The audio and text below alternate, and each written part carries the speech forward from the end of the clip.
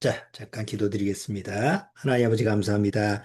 오늘도 이렇게 귀한 시간 주님 앞에 모였습니다. 우리가 늘 하나님의 말씀 앞에 서서 그 말씀에 순종하는 자세가 되어 있을 때 우리는 하나님이 보시기에 온유한 자가 되고 그리고 그 하나님의 영원한 약속의 땅, 영원한 기업이 우리에게 약속대로 주어진다라고 하는 것을 누릴 수 있는 줄 압니다. 우리 마음에 정말 무엇을 항상 소망하고 무엇을 누려야 되는 것을 항상 명심하고 그 늘 마음속에서 기억해낼 수 있도록 주님께서 말씀으로 우리를 인도하여 주옵소서. 점점 세상은 마지막 때를 향하고 있습니다. 그런 여러 가지 현상을 바라보면서 더욱 깨어 있을 수 있도록 주님께서 인도하여 주옵소서. 시종을 주님께 부탁드리오며 예수님의 이름으로 기도드리옵나이다. 아멘. 자, 오늘 마태복음 5장 세 번째 복에 대한 부분을 자, 같이 살펴보도록 하죠. 자, 마태복음 5장 1절서부터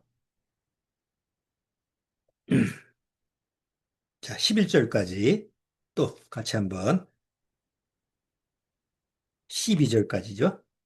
1절서부터 12절까지 읽고 오늘 세 번째 복에 대한 관련된 부분을 살펴보도록 하겠습니다. 자, 마태복음 5장 1절서부터 천천히 읽어봅니다. 예수께서 무리를 보시고 산에 올라가 앉으시니 제자들이 나온지라 입을 열어 가르쳐 가라사대 심령이 가난한 자는 복이 있나니 천국이 저희 것이며 애통하는 자는 복이 있나니 저희가 위로를 받을 것이며 온유한 자는 복이 있나니 저희가 땅을 기업으로 받을 것이며 의에 줄이고 목마른 자는 복이 있나니 저희가 배부를 것이며 긍휼히 여기는 자는 복이 있나니 저희가 긍휼히 여김을 받을 것이며 마음이 청결한 자는 복이 있나니 저희가 하나님을 볼 것이며 화평케 하는 자는 복이 있나니 저희가 하나님의 아들이라 일컬음을 받을 것이며 의를 위하여 핍박을 받은 자는 복이 있나니 천국이 저희 것임이라. 나를 인하여 너희를 욕하고 핍박하고 거짓으로 너희를 거스려 모든 악한 말을 할 때에는 너희에게 복이 있나니 기뻐하고 즐거워하라. 하늘에서 너희의 상이 큼이라. 너희 전에 있던 손자들을 이같이 핍박하였느니라. 자, 우리가 예수님이 지금 팔복에 대한 그런 내용을 여덟 가지 복에 대한 내용을 어, 산상수훈이라고 해서 산에서 제자들한테 교훈하시는 그런 말씀이라고 그래서 전파한 그 내용을 우리가 하나씩 하나씩 살펴보고 있어요. 그래서 어, 첫 번째 복으로 해서 심령이 가난한 자는 복이 있어서 천국이 저희 것이다. 심령이 가난하다라고 하는 게 뭐냐라는 것을 우리가 살펴봤죠. 근데 이제 심령이 가난해지면 그 다음에 오는 현상이 뭐죠? 심령이 가난해지면 바로 애통하게 되죠. 아, 내가 하나님 앞에서 이런 죄인이구나. 내가 하나님 앞에서 지옥 갈 수밖에 없는 죄인이구나. 라고 하는 그런 마음 상태가 들어오면서 회개가 되고 그리고 자기 죄에 대한 애통함을 갖게 되죠. 자, 그런데 그 자기 죄에 대해서 애통하다라고 하는 말은 다시 말해서 마음이 높아지는 거예요, 낮아지는 거예요. 마음이 낮아지는 겁니다. 그래서 마음이 낮아지는 그 상태가 바로 온유한 마음을 갖는다는 거죠. 온유라고 하는 것은 어, 그냥 단순히 좀 뭐 마음이 약하고 연약하고 뭐 좀 다른 사람한테 뭐 말도 부드럽게 하고 이런 어떤 외적인 표현이 아니고 하나님 앞에서 마음이 완전히 무너진 상태를 얘기하는 거야. 근데 보통 우리가 온유라고 하는 단어를 쓸 때는 아, 저 사람 온유해. 이런 말 잘 안 쓰죠? 저 사람 유순해. 이런 말은 써도, 저 사람은 좀 성격이 온순해. 이런 말을 쓰죠. 근데 온유라고 하는 단어는 보통 교회 용어로 써요. 교회에서, 뭐, 온유하다라고 하는 말을 쓰는데, 아무개 집사님 참 온유해. 목사님이 참 온유하시네. 근데 그렇게도 안 써요.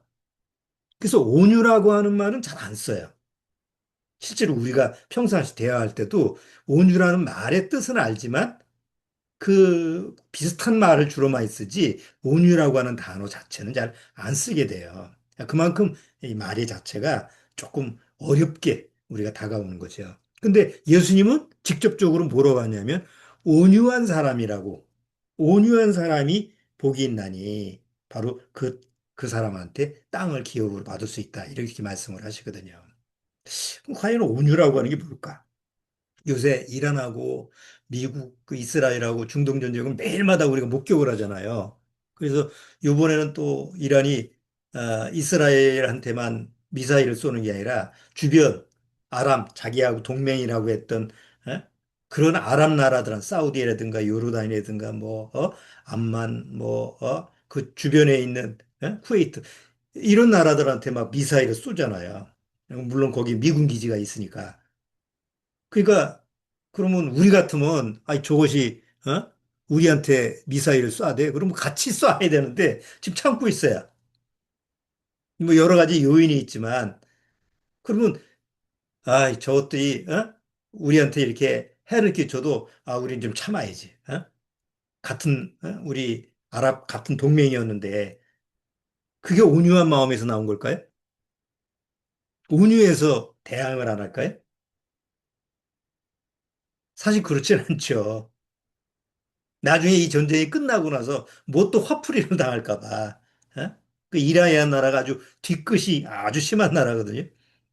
그러니까 그런 여러 가지 이해관계, 그런 관계 때문에 공격을 안 하는 거지. 마음이 어? 유연해서 그게 아니잖아요. 그, 뭐, 어느 아파트도 마찬가지지만 아파트 이렇게 보면 요새는 택배 기사들이 엘리베이터를 층마다 다 눌러요. 그러니까 우리 같이 맨 꼭대기 층에 있으면 가끔 가다가 아, 그냥 아래층서부터 올라오질 않아. 택배 기사들이 그 물건을 거기다가 가운데 세워놓고 꼼짝 못하게 하니까.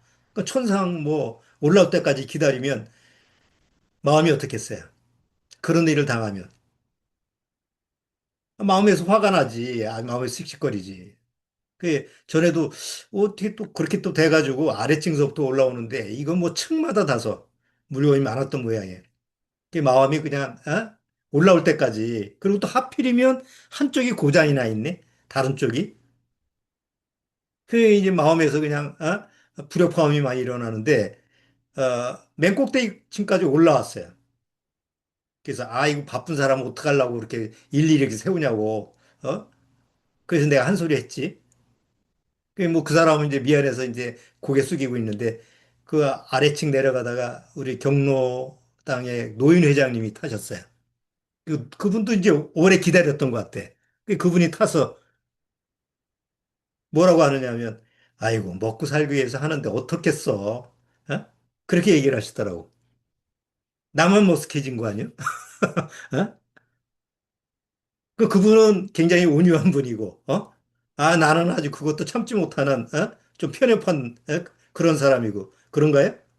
좀 그런 거, 만약에 내가 피해를 입어도 좀 참고, 너그럽게 이렇게, 봐주는 게, 그게 온유한 마음일까요?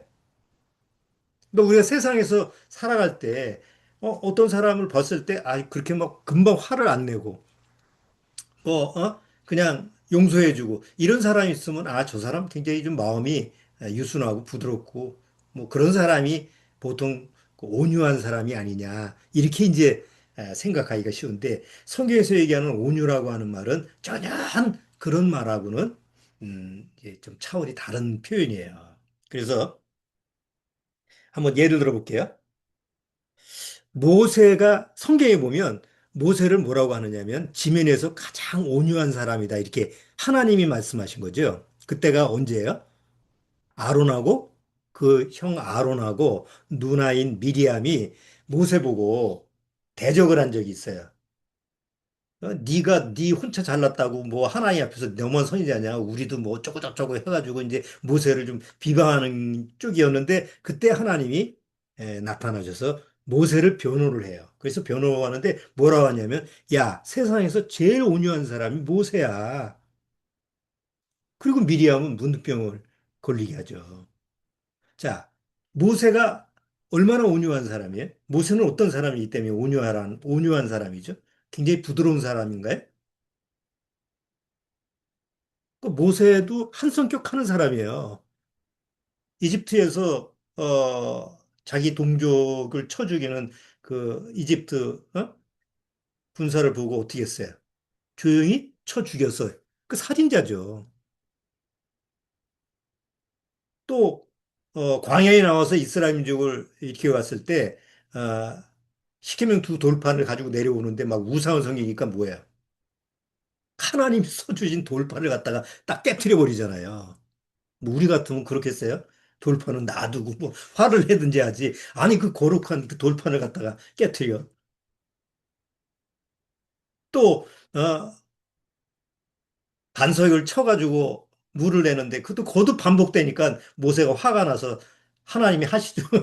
한 번 치라고 그랬는데 이제 치지 말고 그냥 가르치기만 하라는데 두 번씩이나 치면서 내가 너희를 위해서 물을 주냐 막 그게 막 호통을 치는 그런 내용이 나와요. 그러니까 모세라고 하는 사람의 성격도 굉장히 좀 이렇게 과격하고 감정 표현을 잘하는 그런 스타일인데 오히려 하나님은 모세 보고 야, 세상에서 제일 온유한 사람이야. 이렇게 표현하는 게 바로 모세였어요. 뭐 성경에서 모세라고 하는 사람은 뭐 어떻게 얘기하는 거예요? 아브라함의 인물을 보죠. 아브라함의 그 사람은 어떤 모습이에요? 하나님이 잘 갈대아 우르에서 지금 이란 땅이죠. 갈대아 우르에서 하나님이 약속의 땅으로 가라고 그래서 이제 약속의 땅에 가서 이제 텐트를 치고 이렇게 살았던 아브라함 인물이에요. 근데 아브라함이 어느 날 하나님이 어 약속의 땅으로 가는 길에 그 조카 롯을 데려갔잖아요. 그러니까 조카 롯을 데려갔는데 하나님이 가나안 땅에 가라고 하는 건 그 땅을 주신 거 아니에요. 뭘 줬다고요? 땅을 준 겁니다. 누가 나한테 땅을 줬어. 그럼 그 땅을 어떻게 생각해요? 굉장히 귀하게 생각하고 이건 투자 가치가 있다고 생각하고 그걸 갖다가 이제 목숨처럼 여길 수 있죠. 특히 우리나라 같은 경우는 땅에 대해서는 집착이 강하잖아요. 자, 근데 아브라함도 약속의 땅을 줬는데 롯하고 조카 롯하고 땅 문제가 생기죠. 그때 아브라함이 뭐라 그래요? 우린 세상 상식적으로 봤을 때는 당연히 권리가 있는 아브라함이 좋은 거를 택하고 조카인 롯한테는 야, 너 좀 절로 가. 어디서 어? 넌 한쪽 구덩이 줄 테니까 너는 이거 가지고 떨어져. 이래야 될 텐데 아브라함이 롯한테는 네가 보기에 좋은 곳을 먼저 선택해라라는 우선권을 주죠. 그러니까 세상적인 입장에서 세상적인 눈으로 봤을 때는 그건 이해가 안 되는 상황이에요. 가장 좋은 땅을 먼저 선택하게 했으니까. 근데 아브라함은 롯에게 먼저 우선권을 줍니다. 그 왜 그랬을까요? 땅에 대한 개념이 다르다는 거예요, 롯하고. 그러니까 그런 마음 상태가 바로 아브라함이라고 하는 마음이에요.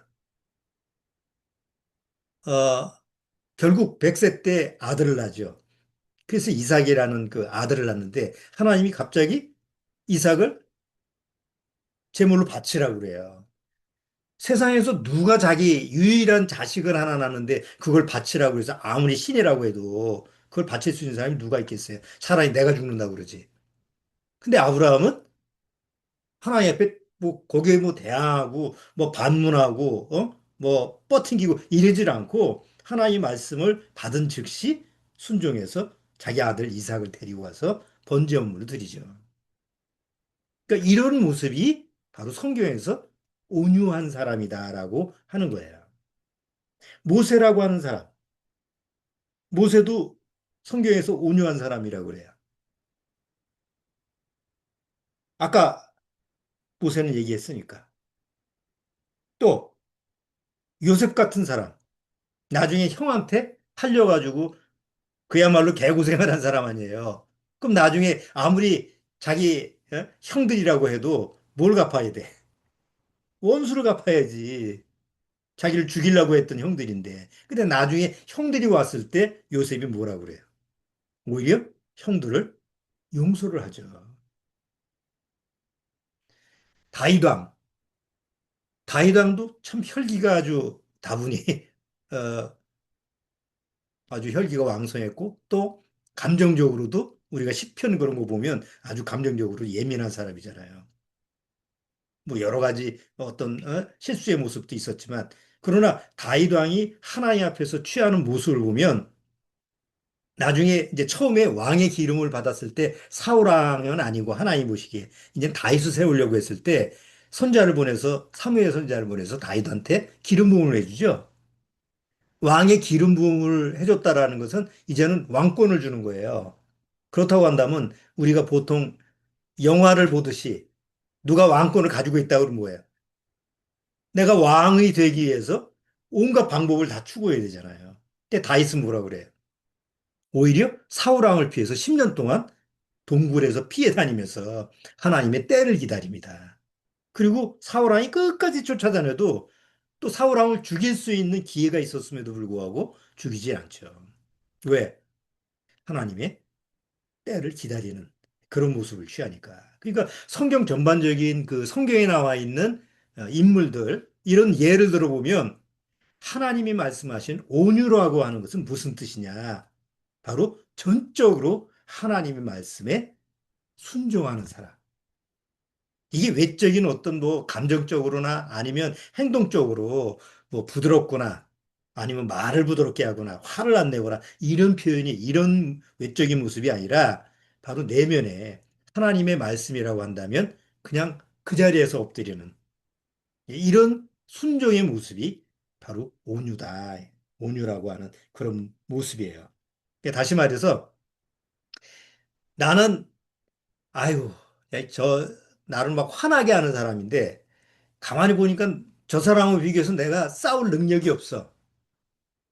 내가 뭐라고 화를 내면 오히려 나한테 더 해를 당할 것 같아. 그래서 물러서는 이런 게 온유가 아니다 말이야.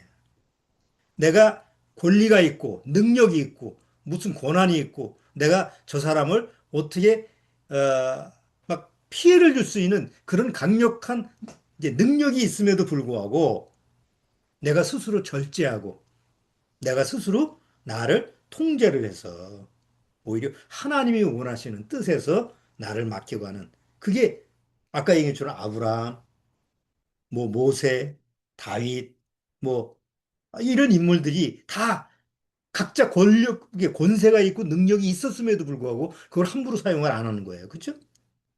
아브라함 왜 롯한테 당연히 내가 먼저인데 왜 양보를 할 수 있고 모세 당연히 자기가 권력이 있고 권세가 있음에도 불구하고 왕이 될 수 있었음에도 불구하고 왜 하나님의 도구로 자기를 맡길까? 바로 하나님이 그 사람을 다듬어서 하나님이 에, 마음에 합한 사람으로 된 거예요. 자, 그렇기 때문에 온유라고 하는 것은 내가 스스로 만들어가는 게 아니라 하나님으로부터 오는 하나의 능력이라는 거죠. 그래서 우리가 유명하게 잘 아는 게 온유의 가장 핵심적인 그런 인물이 누구예요? 우리가 성경에서 바로 예수님 자신이죠. 예수님이 친히 자기 자신한테 뭐라고 그래요? 나는 마음이 온유하고 겸손하니 내 멍에를 메고 내게 배우라. 그러니까 예수님이 친히 자기 자신에 대해서 뭐라고 하냐면 나는 온유와 겸손하다. 세상에서 나는 온유하고 겸손한 사람이에요. 이렇게 얘기하는 사람이 있으면 사람들이 정말 그렇구나. 이렇게 생각할까요? 아니면 저 사람 교만하구나. 반대로 그렇게 생각할까요? 세상에서 나는 겸손한 사람이에요. 이렇게 말하는 사람 흔치 않죠? 아유, 나는 참 교만이, 예? 예? 교만보다 이제 겸손이 힘든 사람이에요. 이렇게 표현을 하지, 나는 겸손한 사람이에요. 나는 온유한 사람이에요. 이렇게 말하기가 쉽지 않아요. 그렇게 말하는 사람도 없고. 그런데 예수님은 친히 나는 마음이 온유하고 겸손하니라고 그래요. 왜 그래요? 바로 하나님 앞에서 실제로 그런 모습으로 오셨어요. 예수님은 친히 하나님이시지만 자기를 낮추시고 하늘에서 자기 지위를 버리시고 이 땅에 오셔가지고 사람으로 이 세상에 오셨죠. 그리고 한 죄인의 모습으로 십자가에 죽으셨어요. 그게 예수님이 보여주는 온유와 겸손의 모습이죠. 어, 예수님이 예루살렘에 입성할 때 왕으로 입성하시는 거 아니에요. 그러면 적어도 뭘 타야 돼요? 100만 원 아이들에도 흑마는 타야 되잖아. 예? 현천하도 말을 좀 타고 가야 될 거 아니에요. 그 당시에 다 로마 군사들이, 말을 타고 다니는데. 근데 예수님이 왕으로 예루살렘을 입성을 하는데 뭘 타고 가세요? 나귀를 타고 입성하시는데 그것도 어린 나귀예요. 그러면 구약에서 어린 나귀를 타시는 이유가 나오죠. 그는 겸손해서 어린 나귀를 타고 입성하신다고 성경에 기록돼 있어요. 그러니까 자기라고 하는 것을 주장하지 않고 자기라고 하는 것을 완전히 이렇게 놓는 거예요. 예수님이 마지막 가론 유다하고 이제 예수님을 잡으러 왔을 때 막 그 제자들이 막 나서죠. 베드로는 심지어 칼로 귀를 자르는 그런 모습을 막 취하죠. 상당히 아주 그냥 위협적인 그런 모습에서 아주 충돌적인 그런 모습이었는데 예수님이 제자들을 보고 뭐라고 그래요? 내가 12영 되는 12사단이나 되는 천사를 부를 수 있는 능력이 있지 않느냐. 천사들이 와서 다 처리할 수 있는 능력이 내가 있지만 나는 하나님의 뜻대로 나는 잡혀가는 것이 하나님의 일이다. 자, 예수님 자신도 그런 위경에 왔을 때 굳이 피할 필요가 없는 거예요. 대항할 필요가 없는 거예요. 왜? 하나님의 뜻은 바로 이제 잡혀가서 십자가에 죽으시는 뜻이니까. 그리고 결국 십자가에 이제 죽으시는 거죠. 아니, 하나님 자신이 이 세상에 와서 죄인이 아님에도 불구하고 죄인의 모습으로 죽는다라고 하는 건 우리가 상상할 수 없는 일이잖아요. 그런 상상할 수 없는 일을 하는 게 바로 온유와 겸손이다. 그러니까 세상에서 얘기하는 온유, 겸손 이런 내용하고는 차원이 다른 말을 예수님이 하시는 거예요. 마태복음 26장, 마태복음 26장,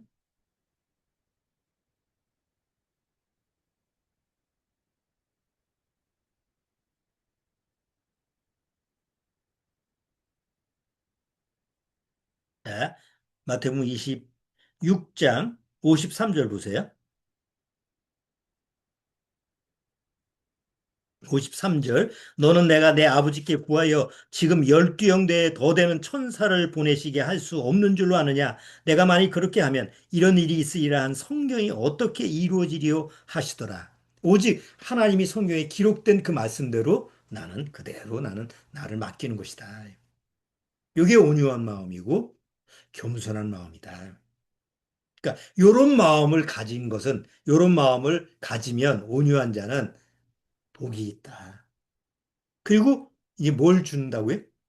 땅을 기업으로 받을 것이다 라고 설명을 하시는 거예요. 자, 어, 땅이 어떤 땅을 얘기할까요?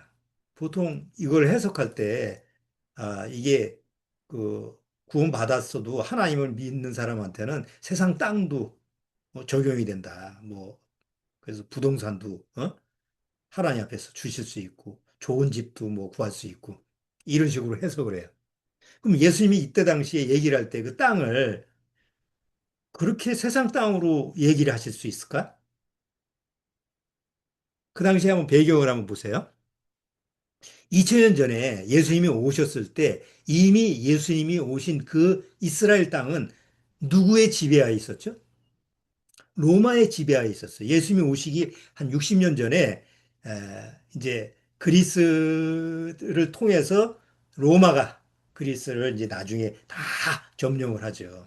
그래서 어, 팔레스타인 그 지역에 예루살렘이 있는 팔레스타인 지역의 땅은 로마가 지배해서 거기에 왕을 하나 세워요. 로마가 세운 왕. 그게 바로 누구예요? 헤로도 아니죠. 유명한. 그렇죠? 그 다음에 이제 빌라도 총독을 세우고.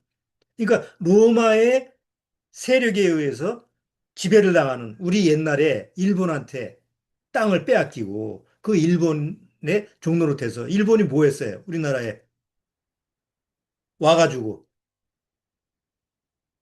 땅을 빼앗아서 뭘 했어요? 다 분배해 줬나요? 아니죠. 모든 땅을 다 뺏어 가지고 그 당시에 뭐 땅을 가지고 있는 땅 부자들 다 뺏었죠. 뺏어서 그 다음에 거기서 착취를 하는 거잖아요. 농산물 뭐 바다에 뭐 어류 다 쓸어가죠. 그러니까 로마의 지배하에 팔레스타인 그 땅이라고 하는 것도 똑같은 거예요. 그 로마의 지배하에서 그 땅이 빼앗기고 그 당시에 거기에 사는 사람들은 거의 노예 생활을 한 거죠. 그리고 맨날 뭘 내요? 세금을 냈잖아.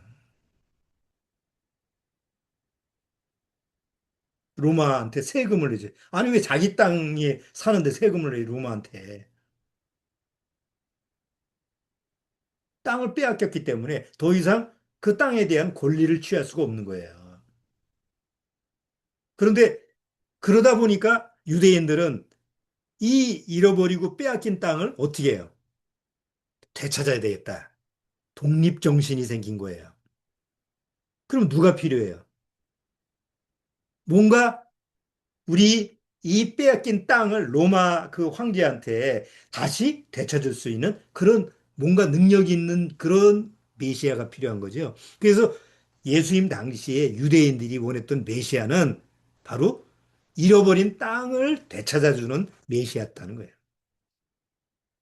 그러니까 예수님이 오셨어요. 병자를 고쳐줘요. 오병의 기적을 해요. 야, 저 양반만 우리 왕을 세우면 우리 땅을 다시 되찾을 수 있어. 로마에서.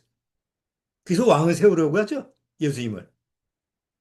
자, 그런 상황에서 예수님이 제자들한테 온유한 자는 복이 있나니 땅을 기업으로 받을 것이라고 얘기했을 때 그들이 생각했을 때는 아니, 온유한 자가 어떻게 땅을 받아? 지금 로마하고 대항을 해서 막 그냥 강하게 뭔가 독립군처럼 싸우고 이런 모습을 아주 강렬한 그런 전사 같은 이런 모습이 있어야지 땅을 좀 되찾든지 말든지 이래야 되는데 아니 온유한 자가 땅을 기업으로 받는다니 이게 상식적으로 납득이 안 가는 내용이다 말이에요. 그 상황적으로 그렇잖아요. 그때 당시에.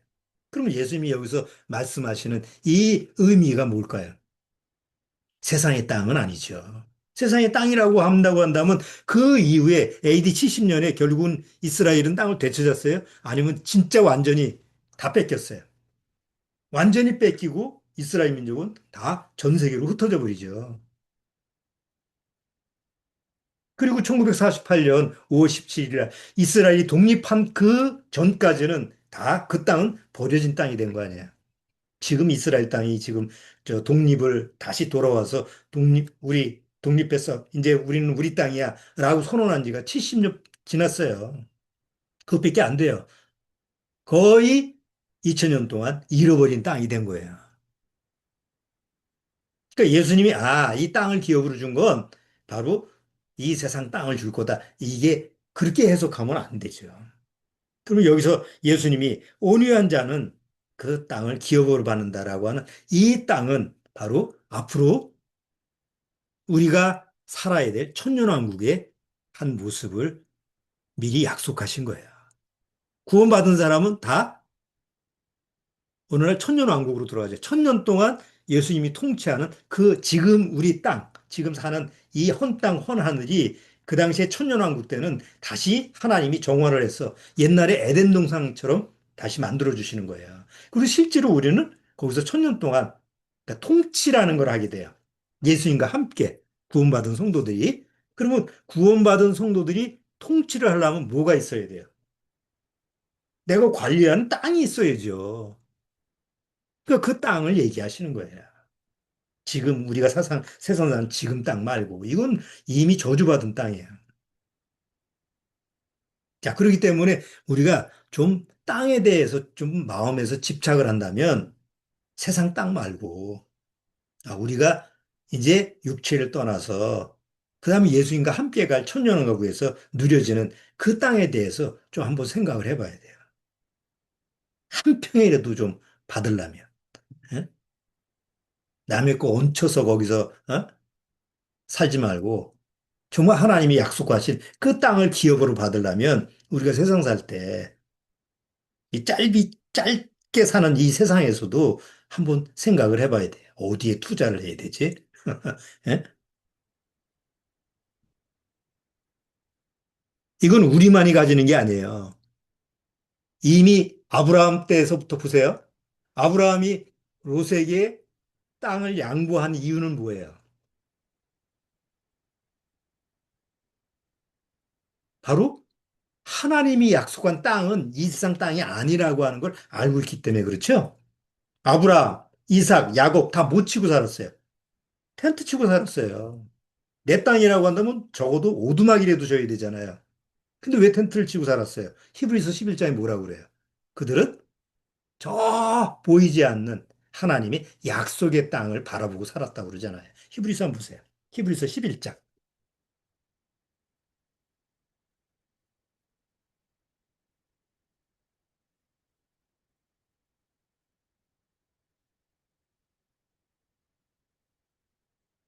자, 히브리서 11장.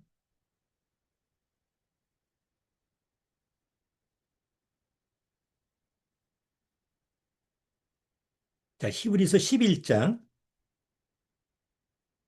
8절. 히브리서 11장 8절.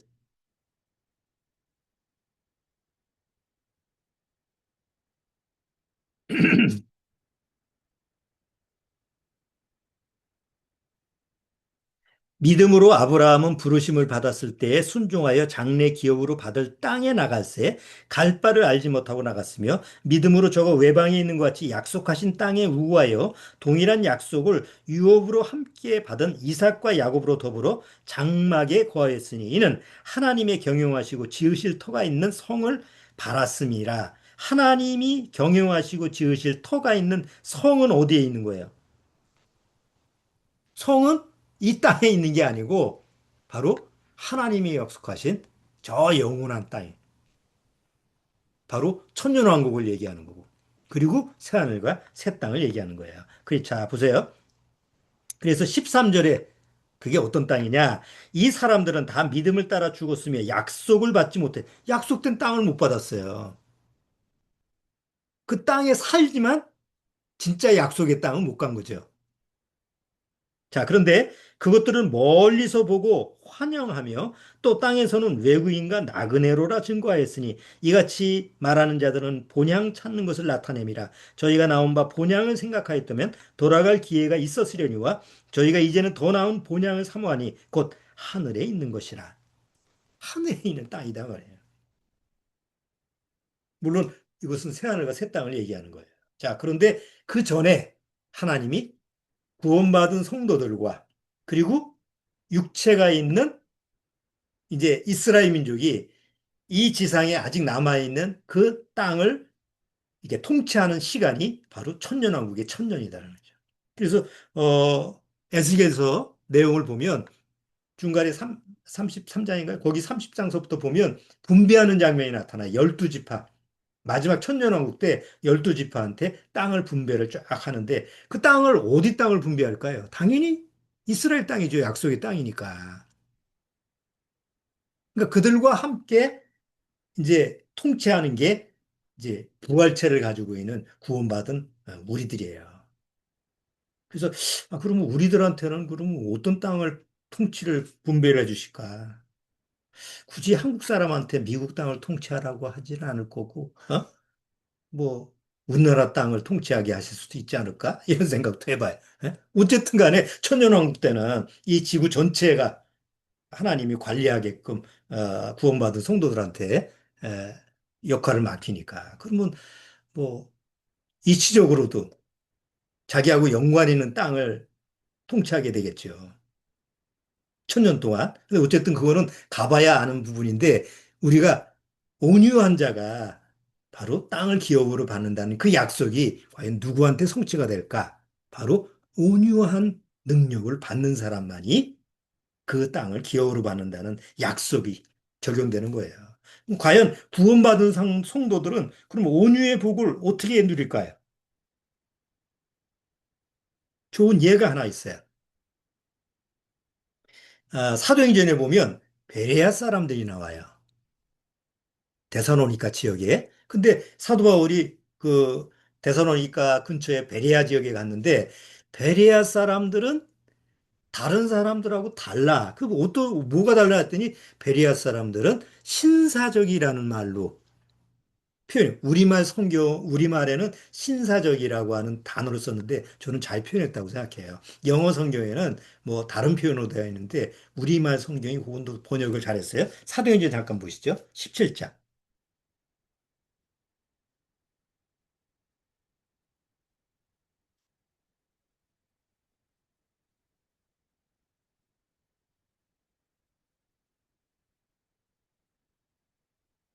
자, 사도행전 17장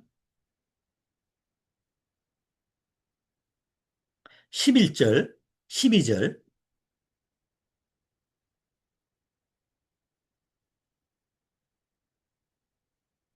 자, 11절, 12절. 베리아 사람은 데살로니카에 있는 사람보다 더 신사적이어서. 그러면 왜 신사적인가? 여기 보면 간절한 마음으로 말씀을 받고 이것이 그러한가 하여 날마다 성경을 상고한다. 여기 신사적이라는 말을 이제 영어 성경에는 노블이라고 해서 아주 고상한 사람, 고상하다라고 하는 표현을 썼는데 사실 고상하다고 하는 표현보다는 이 젠틀이라고 하는 이 신사적이라는 이 번역이 더 잘 되는 것 같아요. 그래서 영어 성경에도 온유하다라는 걸 이렇게 젠틀, 우리가 젠틀하죠. 아, 저 사람 젠틀맨이야. 이렇게 표현할 때가 있잖아요. 아, 참 신사야. 자, 그런데 그런 모습을 가지고 있는 사람이 베리아 사람인데 그 베리아 사람의 특성이 뭐냐? 뭐 말도 부드럽게 하고 화도 내고 아니 화도 안 내고 이런 스타일이 아니고 하나님의 말씀을 간절하게 사모하는 거예요. 그리고 그냥 간절하게 사모해서 듣고만 있는 게 아니라 진짜 그런가? 진짜 그렇게 기록이 돼 있어? 그래서 날마다 성경을 통해서 확인을 하는 거예요. 우리가 구원받고 나서 성경을 가지고 교제를 나누거나 아니면 성경을 통해서 내가 묵상을 하고 할 때는 우리가 어떤 자세가 몸에 뱄죠? 우리는. 그냥 보통 일반 교회 나가는 사람들은 교회 나가서 목사님이 막 설교하고 성경 얘기하고 뭐 성경 얘기도 별로 안 하지만 그다음에 뭐 이렇게 성경 얘기 들으면 다 옳은 말씀이지. 다 그렇겠지. 그래서 100% 믿으면서 듣잖아요. 근데 우리는 처음부터 어떻게 훈련을 받냐면 성경을 보고 듣고 그다음에 내 눈으로 확인하죠. 그래서 계속 성경을 찾아가는 성경을 찾으면서 본인이 스스로 이게 찾고 읽고 이런 부분을 이렇게 훈련을 했잖아요. 그러니까 이런 자세가 온유한 자세단 말이에요. 하나님 앞에서 일차적으로. 그리고 말씀을 딱 접할 때에 아, 그냥 하나님 말씀이니까 귀한 말씀이니까 이게 아니고 아, 그 말씀에 내가 순종해야 되겠구나. 그 말씀 앞에서는 항상 내가 나를 낮춰야 되겠구나. 그냥 엎드려야 되겠구나. 여러분, 그 가끔 신부들이 그 보통 서품을 받는다 그러죠. 그때 어떤 모습을 취하죠? 엎드려, 이렇게 쫙 뻗고 엎드려 있는 모습을 우리가 가끔 보게 돼요. 그게 뭐냐면 하나님 앞에서 가장 낮아지는 그런 모습을 취하는 건데 외형적인 모습을 그렇게 취하는 게 겸손이고 아니고 마음이 그래야 된다. 근데 하나님은 스스로 마음이 그렇게 안 되니까 어떻게 해요? 욥처럼 그냥 마음은 그냥 부서뜨리잖아요. 존 번연이 그런 말을 했어요. 하나님 앞에서 이게 넘어진 사람은 다시 넘어지려고 노력하지 않는다. 넘어진 사람은 넘어졌기 때문에 또 넘어지려고 애를 쓸 필요가 없잖아요. 하나님 앞에서 그 마음이 무너진 사람은 자기 마음을 무너뜨리려고 애쓸 필요가 없다는 거예요. 구원받고 온유함을 받은 사람은 이미 하나님 앞에서 마음이 무너진 사람이에요. 마음이 녹은 사람이에요. 뭘 통해서? 하나님의 말씀을 통해서. 그래서 마음의 자세가 뭐가 된 거예요? 온유한 마음을 갖게 되는 거죠. 그래서 성령의 9가지 열매를 보면 거기 뭐가 나와요? 사랑, 화평 이렇게 쭉 나오다가 온유가 나오는 거예요. 성령의 열매로. 내가 그거를 발견을 해야 돼요. 그래서 성경에서 온유라고 하는 말은 계속 말씀하고 연관시켜서 성경에서 이렇게 적용이 되는 것을 우리가 보게 돼요. 뭐 예를 들어서 몇 개만 보죠. 야고보서 1장.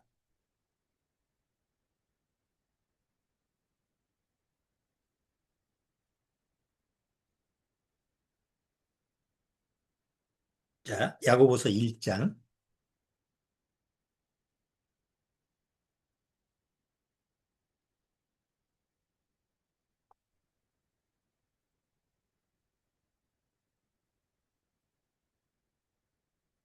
자, 야고보서 1장 21절. 19절서부터 읽어볼게요. 내 사랑하는 형제들아 너희가 알거니와 사람마다 듣기는 속히 하고 말하기는 더디하며 성내기도 더디하라. 사람의 성내는 것이 하나님의 의를 이루지 못함이니라. 그러므로 모든 더러운 것과 넘치는 악을 내어버리고 너희 영혼을 구원할 바 마음에 새긴 도를 뭘로 받으라고 했어요? 온유함으로 받으라. 그러니까 감정은 우리가 감정이 있으니까 막 화도 내고 막 분도 내고 막 그러잖아요. 그러니까 하나님의 말씀을, 하나님의 도를 받을 때는 감정으로 받아들이지 말고 온유함으로 받아들이라. 낮은 자세로 하나님 말씀 받아들이라. 이제. 왜? 내가 너희한테 온유한 마음을 줬으니까. 예수님의 마음이잖아. 너니 이 마음을 품으라. 곧 예수 그리스도의 마음이. 예수 그리스도의 마음이 무슨 마음이? 나는 마음이 온유하고 겸손하니. 이게 다 연결이 돼 있는 거예요. 하나만 더 보고 있죠. 베드로 전서.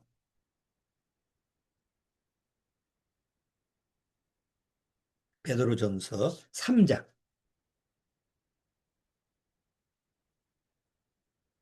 그러니까 우리가 이제 우리 주변에 지금 구원받아야 될 사람들, 또 복음을 전해야 될 사람들이 뭐 많잖아요. 자, 그럴 때 우리가 어떤 자세를 취해야 되느냐? 13절부터 읽어볼게요. 또 너희가 열심으로 선을 행하면 누가 너희를 헤아리요. 그러나 의를 위하여 고난을 받으면 복이 있는 자니 저희의 두려워함을 두려워 말며 소동치 말고 너희 마음에 그리스도를 주로 삼아 거룩하게 하고 너희 속에 있는 소망에 관한 이유를 묻는 자에게는 대답할 것을 항상 예비하되 온유와 두려움으로 하고 선한 양심을 가지라. 항상 복음을 전하기 전에 어떤 마음을 가지라? 온유한, 온유와 두려운 마음을 가지라. 왜? 내가 너희들을 온유한 마음을 줬으니까. 자, 오늘 온유, 하나님 앞에서 온유한 자는 복이 있나니 땅을 하나님 앞에서 기업으로 받는다라고 하는 세 번째 복을 같이 다뤄봤는데, 여러분 마음속에서, 내가 뭐 좀 온유라고 하는 것을 어떻게 좀 누려보려고 애쓸 필요가 없어요. 온유는 이미 하나님이 나한테 주신 거예요. 다만 이것이 작동이 되려면 어떻게 돼요? 바로 그 온유한 그 마음으로 나를 이렇게 맡겨야 된다. 다시 한번 세 번째 복을 마음에서 잘 묵상해 보시기 바랍니다. 다음 주는 네 번째 복. 이게 다 연결이 되어 있다는 거 잘 기억하시고요. 심령이 가난한 자, 그럼 심령이 가난하면 애통한 마음이 생기는구나. 애통하면 마음이 무너져서 온유한 마음이 생기구나. 온유한 마음이 생겼을 때 이제 마음에서 아예 하나님 앞에 낮아져 있으니까 뭘 구해야 되잖아요. 넘어졌으니까 넘어진 아이는 엄마를 바라보고 그냥 있나요? 잡아달라고, 뭐 울고 잡아달라고 그러지.